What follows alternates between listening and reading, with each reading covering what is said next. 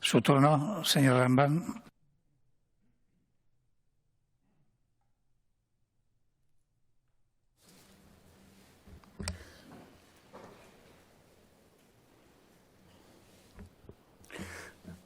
No hay extensión más grande que mi herida, lloro mi desventura y sus conjuntos y siento más tu muerte que mi vida. Esos son los versos de Miguel Hernández, camarada para usted, poeta para mí. Son los versos que ha elegido para expresar su dolor ante la situación actual. Yo diría otros, umbrío por la pena, casi bruno, porque la pena tizna cuando estalla. Donde yo no me hallo, no se halla hombre más apenado que ninguno, que son también versos de Miguel Hernández. Y digo esto, ¿sabe por qué? Porque a los dos nos gusta Miguel Hernández, pero para esta situación usted elegía, valga la redundancia, a Ramón Sige y yo elegía a estos otros. ¿Y qué le quiero decir con esto? Que aunque la música a usted y a mí nos suena parecida y la compartimos a veces incluso algunas letras, pero hay otras muchas letras que no compartimos, porque si no, o yo sería de Izquierda Unida y usted del PSOE, y me da la impresión de que ni usted está próximo a venirse al PSOE, ni yo desde luego estoy próximo a irme a Izquierda Unida. Los presupuestos que estamos elaborando, señor Sanz, van a tratar prioritariamente, pero esto ya lo decía ayer en mi intervención, de continuar el proceso de reconducción de las desigualdades de la crisis anterior y achicar agua, evitar que se produzcan desigualdades como consecuencia de esta crisis. Eso, por un lado, que, traducido a términos presupuestarios, es fortalecer los servicios públicos, la mayor garantía contra la desigualdad, la recuperación social y económica y el encaminamiento de esos esfuerzos inversores hacia ese Aragón social, verde y digital que está consagrado en el Pacto de Investidura y que se alinea perfectamente con lo que nos marca Europa como prioridades para la inversión de los fondos. La política de memoria, señor Sanz, sabe que yo fui pionero en ella, somos del mismo pueblo, algo conocemos el uno de la trayectoria del otro. Yo creo que en Aragón y desde luego en la zona de Cinco Villas fui de los primeros que entendió que había que esforzarse en enterrar a todos los muertos en paz, con señalamiento expreso de que habían muerto, quiénes eran y manifestarles respeto, sin entrar en otro tipo de cuestiones ni disquisiciones. Eso fue lo que yo hice y me dediqué algunos años de mi vida con bastante intensidad a hacerlo, pero siempre tuve claro entonces, perdón, y sigo teniendo claro ahora, que las llamadas políticas de memoria tienen un límite, la Ley de Amnistía de 1977. La Ley de Amnistía de 1977 es uno de los pilares básicos de la transición, de la Constitución y de la democracia. Y no fue una imposición de la derecha sobre la izquierda, sino una exigencia de la izquierda para empezar el proceso constitucional, algo que la izquierda había pedido desde el exilio prácticamente recién terminada la guerra civil. Por tanto, los esfuerzos de memoria para mí tienen ese límite. Derrumbar un solo centímetro de lo que significa la Ley de Amnistía del 77 es algo que yo no compartiré. Señor Sanz, ustedes denigran lo que llaman macrogranjas, macrocentros, pero claro, el problema es que hay que alimentar macrociudades y desde luego exclusivamente con economía social, con macetas y con crianzas particulares de cerdos o conejos no se pueden alimentar las macrociudades, ni siquiera las ciudades medias. Me preguntaba si sigo manteniendo los acuerdos que he hecho con usted. A esto le respondo de manera tajante. Señor Sanz, sí. Ahora bien, cuando hacíamos esos acuerdos, antes y después, nos unía más la música que la letra. Tendremos que seguir silbando la misma música, pero tendremos que ver cómo compatibilizamos la letra. Decía usted, señor Sanz, que fortalecer la sanidad pública, que es algo que yo comparto absolutamente y a las pruebas me remito. Mi ejercicio de gobierno en la comunidad autónoma ha sido un esfuerzo denodado por fortalecer la sanidad pública, incrementando en 500 millones de euros los presupuestos, acometiendo inversiones que estaban paralizadas desde hacía muchos años. Si eso para usted es incompatible con externalizar servicios, pues bien, si en un momento determinado hay que externalizar servicios porque la sanidad pública no da abasto, mi Gobierno seguirá externalizando servicios. Por puro doctrinarismo, por pura ideología, no dejará a nadie sin atender. Yo, señor Sanz, no apoyo ningún hospital privado. Se lo digo con toda rotundidad. No apoyo ni apoyaré ningún hospital privado. Otra cosa es que alguien pueda decidir construir un hospital privado y en eso la Constitución le ampara y no seré yo, desde luego, quien se lo impida. Y hablaba de la política fiscal de Madrid y decía que me equivoqué.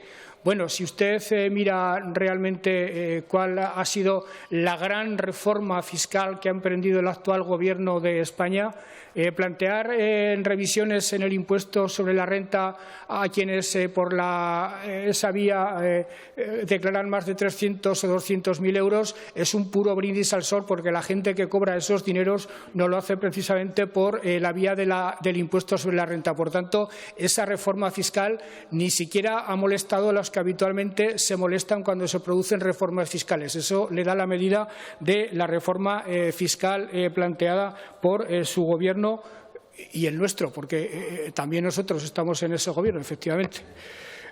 Señor Sanz, hace usted referencia a cuestiones que nos preocupan a ambos por nuestra ideología de izquierdas, por nuestra ferviente defensa de los servicios públicos, y me voy a referir a ellas con algunas precisiones que me imagino que en cierto modo le alegrarán.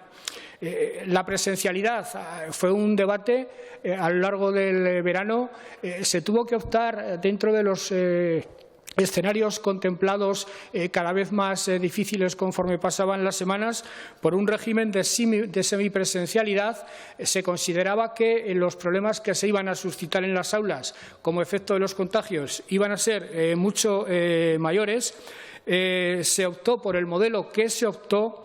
Pero a fecha de ayer, he dado ya los datos en varias ocasiones, tan solo 37 aulas permanecen cerradas, un 1 por 1000 de los alumnos han dado positivo y, por tanto, se podría replantear esta cuestión, eso sí, cuando las cifras de contagios general remita. En estas circunstancias, cualquier modificación de los estándares, cualquier modificación de los parámetros establecidos sería prácticamente imposible de entender por parte de la sociedad.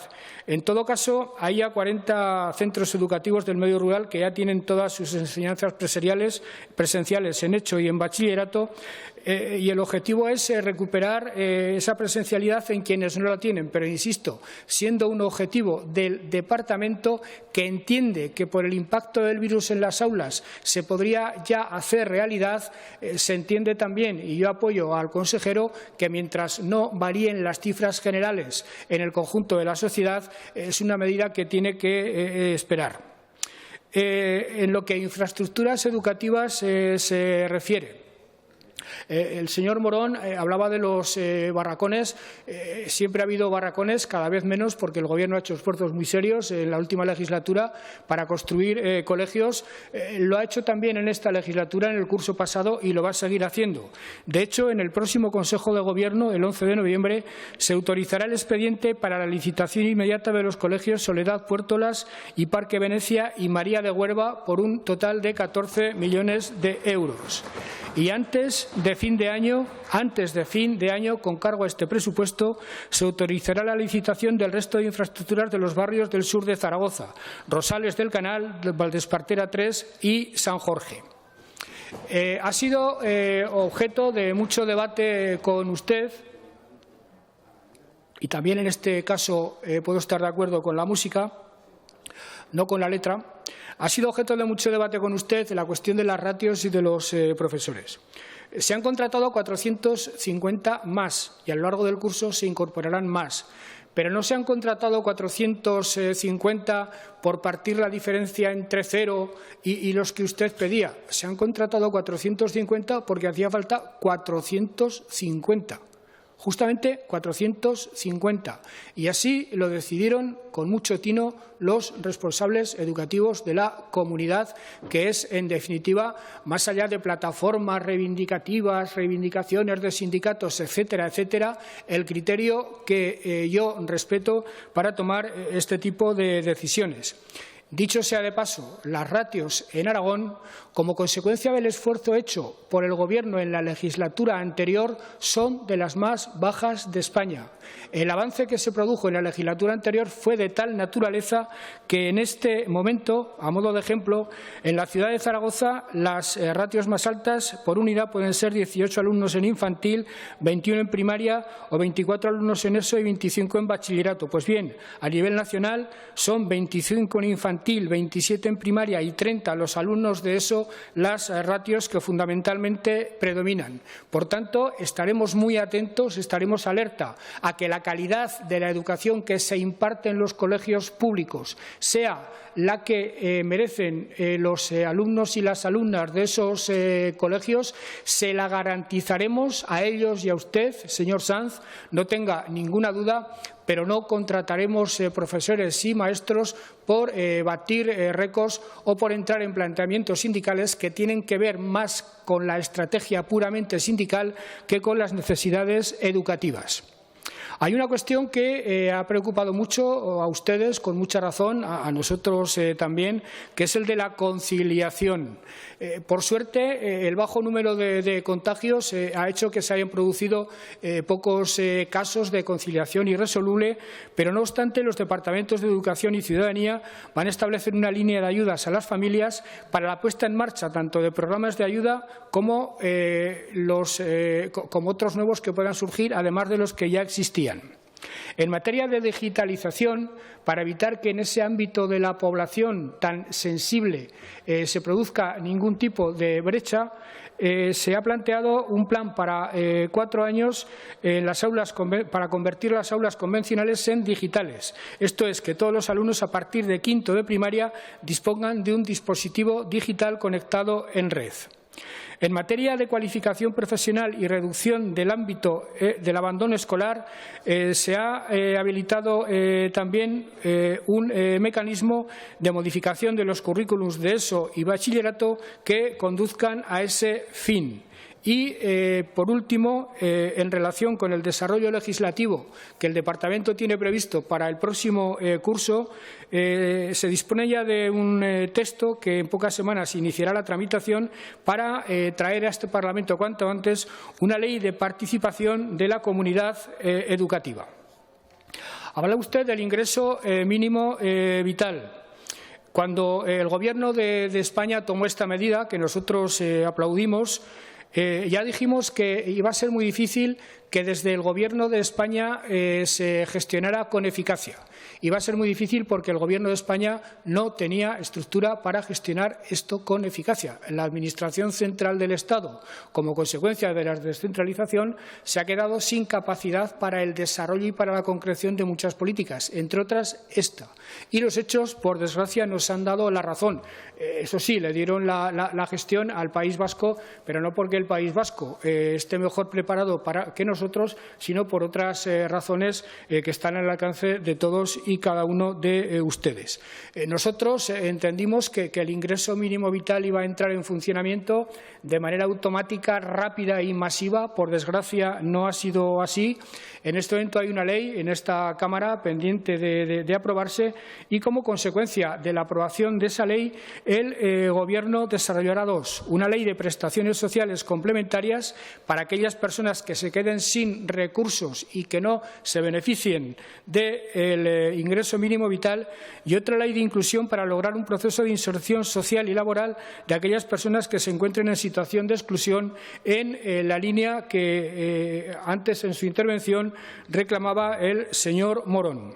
Hay otra ley que se pretende traer al Parlamento, que mejor dicho ya está en el Parlamento, que es la Ley de Infancia y Adolescencia para garantizar la protección de los niños y las niñas. A mí me obsesiona de manera especial el fenómeno de la pobreza infantil. Creo que es una de las lacras más insoportables, una de las herencias más insufribles de la anterior crisis económica que no nos podemos permitir. Esa ley vendrá a reforzar la condición, el contexto para que esa pobreza infantil no se produzca en ningún caso y, por otra parte, desde el Comisionado de la Infancia se está trabajando en un amplio catálogo de medidas, entre otras, estudiar desde el Observatorio de la Desigualdad la comparación nacional referida a problemas sobresalientes que vienen observándose entre Aragón y el resto de las comunidades en relación con la pandemia y desde el Instituto de Estadística hacer exactamente lo mismo en relación con el problema de la infancia estrictamente en nuestra comunidad. Se traerá al Parlamento también, hablando de políticas de igualdad, una ley de familias que ya está elaborada, que contemple y reconozca los diferentes modelos de familias. Se va a aprobar de manera inminente el anteproyecto de la Ley de la Economía Social de Aragón, que sé que es otro de los asuntos que a usted le preocupa y le ocupa y que desea que encuentre una solución. Se ha trabajado mucho tiempo a través de un grupo desde el Departamento de Economía, un grupo constituido hace prácticamente un año. El trabajo ha surtido resultado e, insisto, esa ley está próxima a traerse.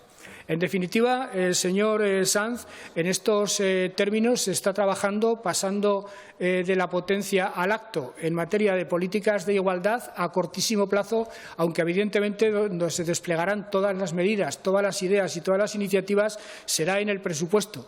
Y, desde luego, siendo coherentes con los pactos que previamente hemos alcanzado usted y nosotros, en ese presupuesto usted podrá intervenir, usted podrá participar y ojalá lleguemos a puntos de encuentro lo suficientemente importantes como para que usted los valore positivamente. Acuerdo por entero seguro que no va a haber, usted no está en el Gobierno, pero ojalá nos aproximemos mucho. Gracias, señor Lambán.